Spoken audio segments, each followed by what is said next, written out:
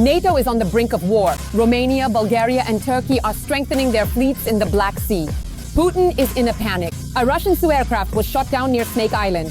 The Ukrainian armed forces are destroying the port with Shahed drones. NATO is preparing to strike. A living nightmare for the Kremlin. Watch all the explosive details right now.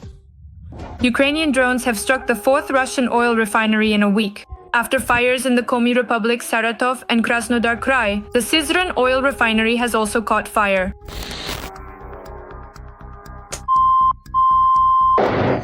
I got it on Another one? Another one is coming. There's absolutely no internet connection available, and the entire plant is currently burning down in a catastrophic blaze. And on the local Samara news channel, we are watching something quite unbelievable, something like a live report of this unfolding disaster. In the Samara region, there are about 30,000 representatives of the Moldovan ethnic group. Mordvins. In this way, the Ukrainian defense forces are minimizing the ability to supply fuel and lubricants directly to Russian army units involved in active combat operations on Ukrainian territory. I would like to point out the recent drone strikes by the main intelligence directorate of the Ministry of Defense of Ukraine on the oil refinery in Ukhta, 2,000 kilometers from the line of contact. Previously, the maximum range for striking targets on Russian territory was 1,500 kilometers. Ukrainian defense forces also struck a Russian vessel in the Astrakhan region carrying components for Shaheds and ammunition from Iran. This operation effectively nullifies the possibility of a full production cycle, that is, the assembly of unmanned aerial vehicles for strikes on Ukrainian territory. This is about carrying out a preemptive strike, a proactive measure on UAV assembly sites in order to prevent the significant scaling up of strike drone production and their deployment. Another piece of good news, the Russian army has lost a Su-30SM fighter jet which crashed near Snake Island. We also cannot rule out the possibility that it was shot down by the Ukrainian side. At this point, we can confirm the loss of another Su-30SM, and just for context, the cost of such an aircraft is about $35 to $50 million. And notably, the Russian Federation's military-industrial complex is only capable of producing a maximum of 8 to 10 of these aircraft per year.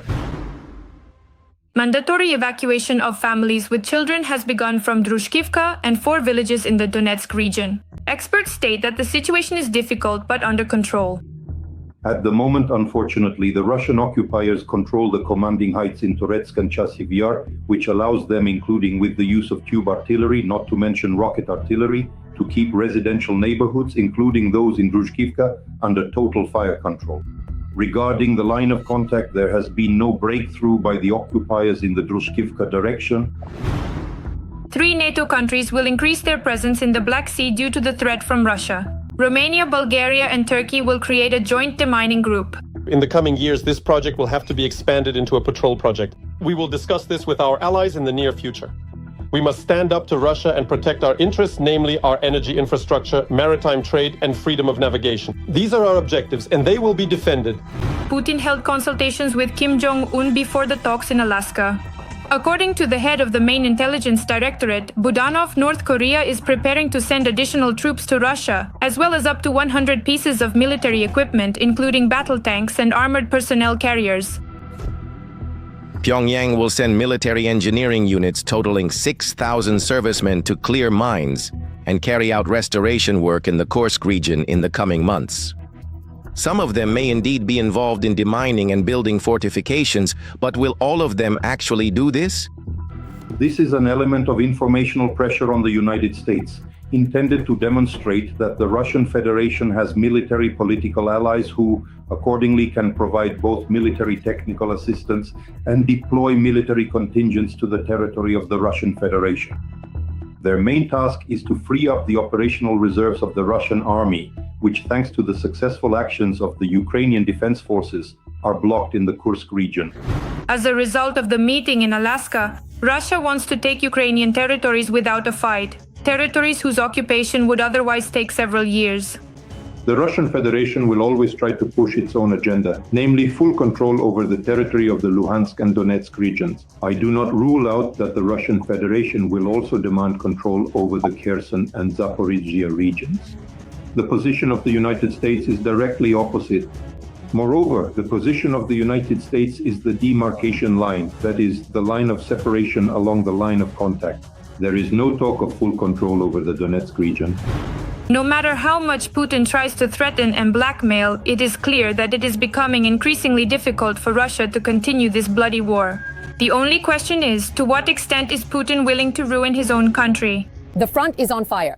The Ukrainian armed forces have reached the borders with Russia. The Kremlin is in panic. Azov is tearing the enemy to pieces. The occupiers' breakthrough in Donbass has been destroyed.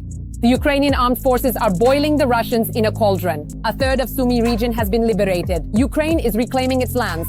Crimea is in terror. Russia is redeploying troops from other directions. The Ukrainian armed forces are pushing through relentlessly. Moscow is losing control over the front. Russia has broken through the Ukrainian armed forces' defensive line.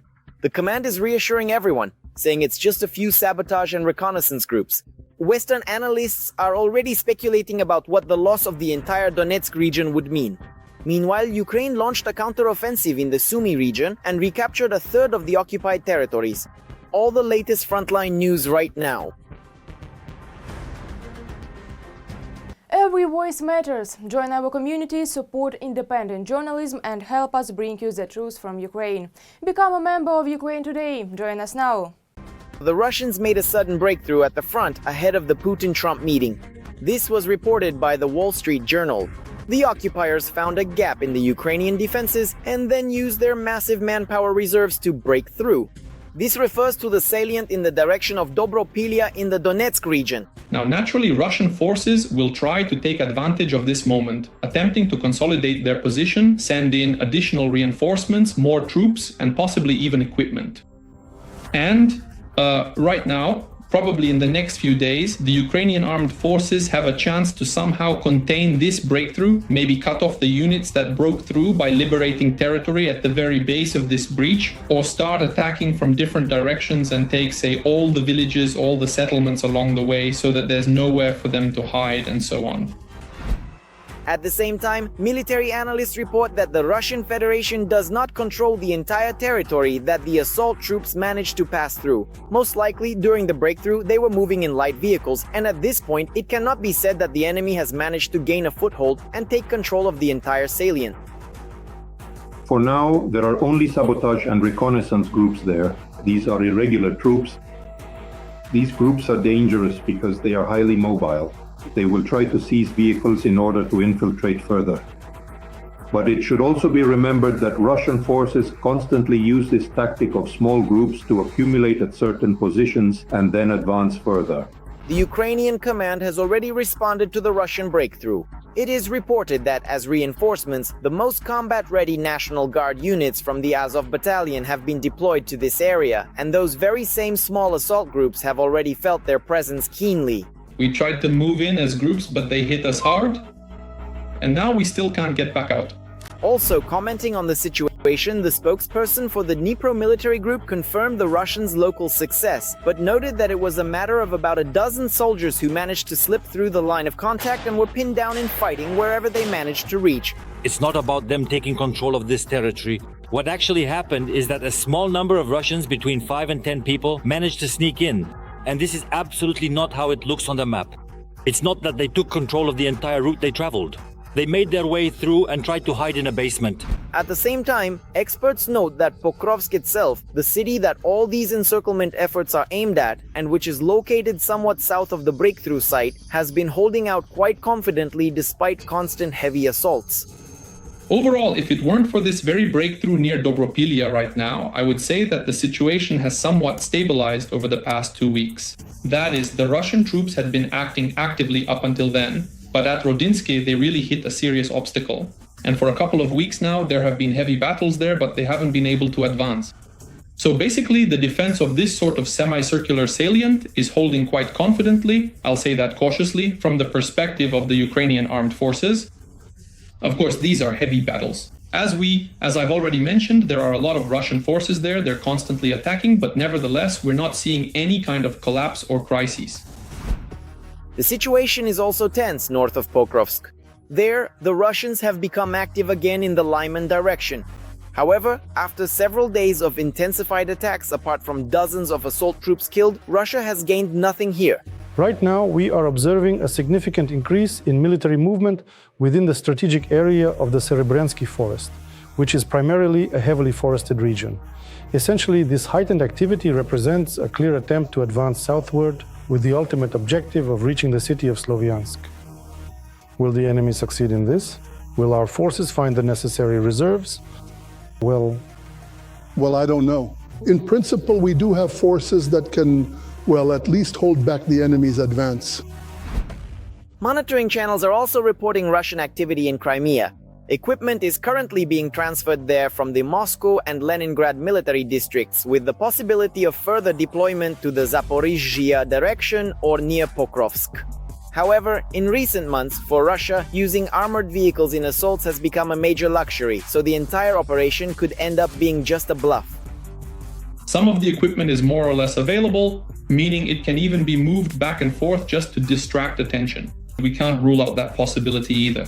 At the moment, yes, the Russian forces haven't set any particularly difficult tasks for the Ukrainian armed forces specifically on the Zaporizhzhia front in Zaporizhzhia region. That is, yes, there have been some local attacks there. Maybe they'll try to create some more serious tension, including to force reserves to be redeployed from the Pokrovsk direction so that there simply aren't enough forces everywhere.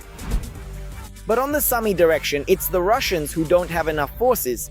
According to President Volodymyr Zelensky, in the Sumy region, the Ukrainian armed forces managed to retake a third of all captured settlements, which is 6 out of 18. In 2 locations, according to Zelensky, the defense forces even reached the border with Russia. They can't even properly hold on to these territories. It's not the first village already. Some have been cleared, some have been liberated. Yes, 2 settlements have been freed.